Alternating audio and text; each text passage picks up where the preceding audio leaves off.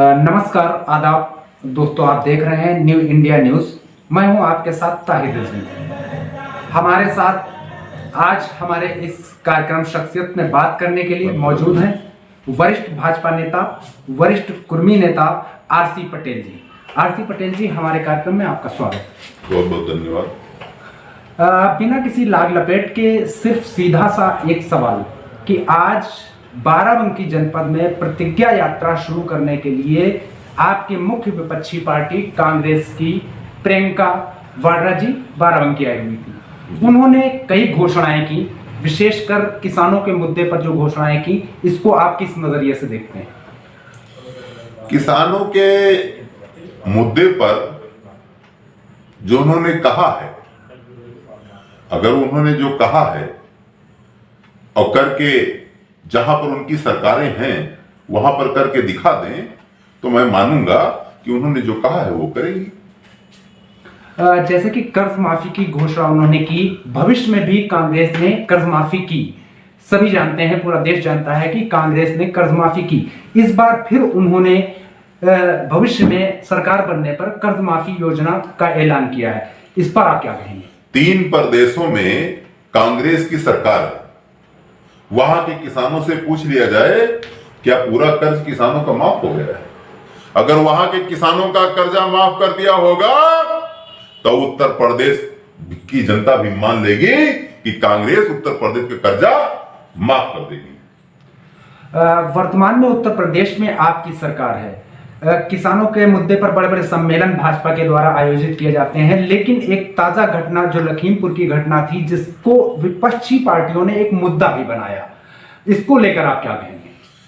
ये जो 7 लोग मारे गए, जिनमें 3 लोगों की चर्चा ही नहीं की जा रही, 4 लोगों की चर्चा की जा रही है। मुझे बेहद दुख है 7 लोगों की मौत पर।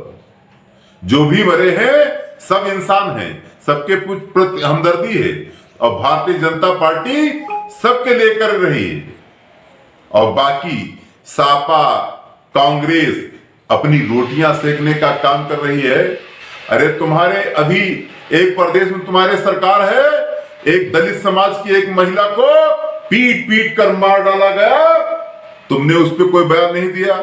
इनके एक प्रदेश में सरकार है, वहां पर एक ओबीसी व्यक्ति को पीट पीट कर मार डाला गया, उस पर किसी प्रकार कोई नहीं। जिस प्रदेश में चुनाव होता है वहां पर हमारी दीदी प्रियंका गांधी जी आ जाती हैं और हमारे भैया, जिनको लोग पप्पू कहते हैं, हम तो नहीं कहते खैर, उनके परिवार को तो शुद्ध रूप से हिंदी बोलना भी नहीं आता, हिंदुस्तान की राजनीति करने आए हैं। इंदिरा गांधी बनने आई हैं। इंदिरा गांधी बनने के लिए बहुत संघर्ष करना पड़ेगा। पहले अपने भाई से पूछ ले, अपने माता से पूछ ले कि उत्तर प्रदेश का संचालन आखिर तक प्रियंका गांधी ही करेंगी या राहुल गांधी करेंगे या सोनिया गांधी करेंगी। आज जो बयान प्रियंका गांधी दे रही हैं, इन बयानों पर अमल कौन करेगा? राहुल गांधी करेंगे या सोनिया गांधी करेंगी या प्रियंका गांधी करेंगी? एक स्क्रिप्ट मजबूत पहले कर ले, फिर उत्तर प्रदेश की जनता को बहलाने फुसलाने का काम करेंगे। जैसा कि देखने में आया है कि एक बहुत बड़ा मुद्दा वहां पर उन्होंने महिलाओं को लेकर, जैसे 40% महिलाओं को सीटों में आरक्षण देने के लिए, या जो इंटर पास छात्राएं हैं उनको स्मार्टफोन देने की, और ग्रेजुएशन की हुई लड़कियों को इलेक्ट्रिक स्कूटी देने की बात कही है। जबकि भारतीय जनता पार्टी का मुद्दा रहा है सबका साथ सबका विकास। ऐसी योजनाएं भारतीय जनता पार्टी के द्वारा अभी तक क्यों नहीं? भारतीय जनता पार्टी का कहना है सबका साथ, सबका विकास, सबका विश्वास।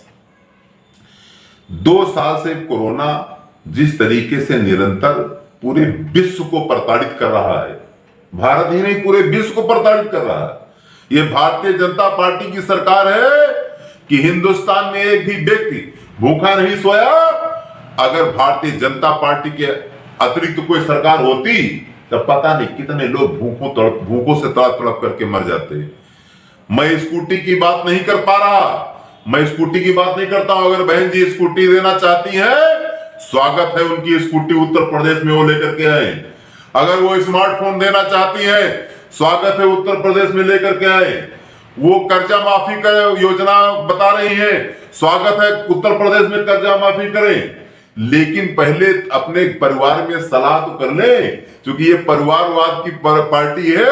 इसकी परिवार में कौन क्या कहता है, कौन क्या कहता है, आज इनकी स्क्रिप्ट ये, कल उनकी स्क्रिप्ट ये है, परसों ये बदल जाएंगे तो उत्तर प्रदेश की जनता कहां जाएगी। जिस तरीके से नेताजी देखने में आया कि काफी संख्या में वहां पर समर्थक मौजूद थे, हरख में जो आज ये कार्यक्रम आयोजित हुआ, बहुत सारी भीड़ देखने को मिल रही थी। भीड़ से एक अनुमान लगाया जा रहा है कि कहीं ना कहीं कांग्रेस एक बार फिर उत्तर प्रदेश में अपनी जड़ें मजबूत कर रही है। इस पर क्या कहेंगे? नहीं, ये सत्य है कि कांग्रेस पार्टी थोड़ा मजबूत हुई, इस बात को हम लोग भी मानते हैं।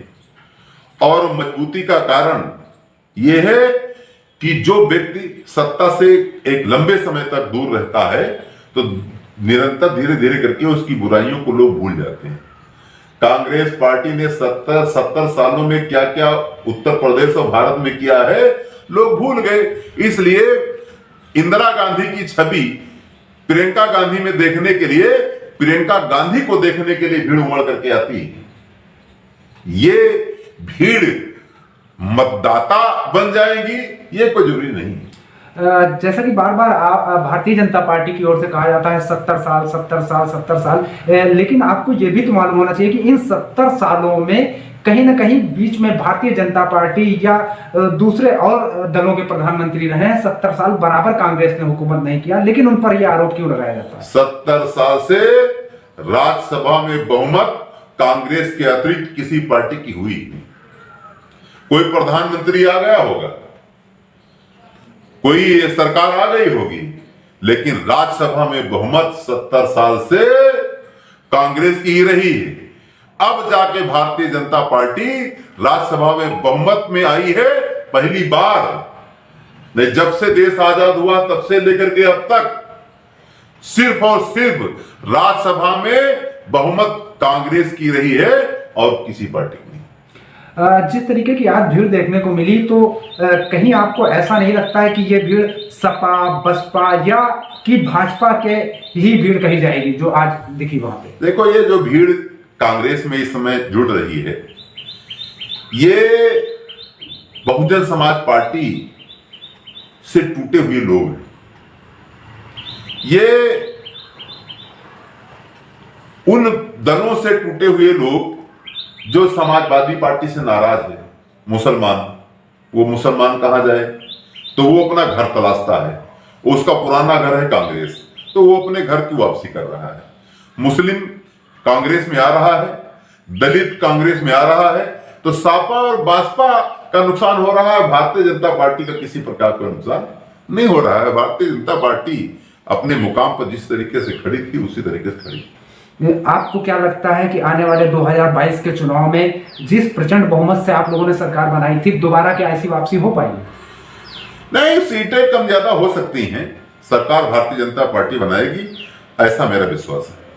आपकी मुख्य विपक्षी पार्टी उत्तर प्रदेश में समाजवादी पार्टी है। समाजवादी पार्टी के घरेलू जो झगड़े हैं उनके बारे में आप क्या बताएंगे? समाजवादी पार्टी परिवारवाद की पार्टी है। जिस तरीके से कांग्रेस परिवारवाद की पार्टी है, उसी तरीके समाजवादी पार्टी भी परिवारवाद की पार्टी है। 1-1 करोड़ 1.5 करोड़ कीमत की गाड़ियों से चलती है समाजवादी पार्टी के लोग। उनके यहाँ जब सरकार होती है तो फिल्म अभिनेत्रियां आती हैं, डांस करती हैं। मुलायम सिंह के जन्मदिन पर सैफई महोत्सव लगाया जाता है। आज उत्तर प्रदेश में सरकार नहीं, समाजवादी पार्टी के सरकार का पैसा उनके पास नहीं है, तो आज सैफई महोत्सव नहीं मनाया गया। मुलायम सिंह के जन्मदिन पर केक नहीं काटा गया। क्या इतनी दिक्कत में आ गई समाजवादी पार्टी कि जब सरकार में आएगी तो सैफई महोत्सव मनाएगी, मुलायम सिंह के जन्मदिन पर केक काटा जाएगा, बग्घी विदेश से मंगाई जाएगी। समाजवादी पार्टी की जनता सरकार किस लिए बना दे? सैफई महोत्सव के लिए बना दे कि फिल्मी अभिनेत्री आएंगी, वहां पर डांस करेंगी, समाजवादी पार्टी के लोग अय्यासी करेंगे, इसलिए समाजवादी पार्टी सरकार बना दी जाए। समाजवादी पार्टी कहीं सरकार में नहीं आ रही है। कांग्रेस कुछ बड़ी है, ये सत्य है। तो क्या आपको कहीं ऐसा तो नहीं लग रहा है कि जो आने वाला 2022 का चुनाव है आपकी मुख्य विपक्षी पार्टी सपा न हो के कांग्रेस हो जाए? हाँ, हो सकता है। चुनाव कांग्रेस से भी हो सकता है। कांग्रेस चूंकि पुरानी पार्टी है और कांग्रेस इस समय धार में स्पीड में आई है, क्योंकि मुझे नहीं लगता कि अखिलेश यादव में वो कुवत है जो कि उत्तर प्रदेश में कमान संभाल सके। तो सपा से भी हो सकती है, कांग्रेस से भी हो सकती है, भाजपा खत्म हो गई। कहीं ना कहीं ऐसा लग रहा है कि जैसे ये 2022 का चुनाव कांग्रेस एक सेमीफाइनल की तरह ले रही है, आने वाले 2024 में जो केंद्र की सरकार बननी है उसमें कहीं ना कहीं अपने आप को स्टैंड करने के लिए ऐसी तमाम घोषणाएं कर रही हैं। इस पर क्या कहेंगे? नहीं, यह सत्य है कि कांग्रेस पार्टी चूंकि लंबे समय तक कार्यकाल में रही है, कांग्रेस पार्टी के पास नेताओं की कोई कमी नहीं है। बाराबंकी जनपद में ही हम देखते हैं कि हमारे मित्र हैं, उनको मैं भारतीय जनता पार्टी में लाने की समझा रहा हूँ, वो मुझको कांग्रेस में ले जाने की बात करते हैं। कांग्रेस पार्टी में टिकट मांगने वालों की कोई इंतहा नहीं है, लेकिन चूंकि जो प्रियंका गांधी ने कह दिया है कि 40% महिलाओं को चुनाव लड़ाएंगे, उसमें तमाम वो पुरुष जो पीएल पुनिया के बड़े करीबी माने जाते हैं, बाराबंकी जनपद में कांग्रेस पीएल पुनिया के नाम जानी जाती है, पीएल पुनिया के बड़े करीबी माने जाते हैं राजेंद्र स्टूडियो फोटो वाला, कपिल देव वर्मा, आदर्श पटेल, उनके टिकट खतरे में पड़ गए हैं। अगर बात विकास की करें तो जो सांसद रहते हुए जो विकास बाराबंकी का पीएल पुनिया जी ने किया, चाहे वो देमा ओवरब्रिज की बात हो या बंधे बनवाने की बात हो, बड़े बड़े काम किए हैं। ऐसा काम अभी तक भारतीय जनता पार्टी के सांसद की ओर से क्यों नहीं किया गया? देखो, पीएल पुनिया जी आज सांसद ही नहीं रहे। पीएल पुनिया जी कांग्रेस के बड़े लीडर हैं और पीएल पुनिया जी प्रमुख सचिव रहे हैं इससे पहले। तो पीएल पुनिया जी काम करने का स्क्रिप्ट उनको मालूम था, इसलिए उन्होंने काम किया है, इस बात को मैं नकार नहीं रहा हूं।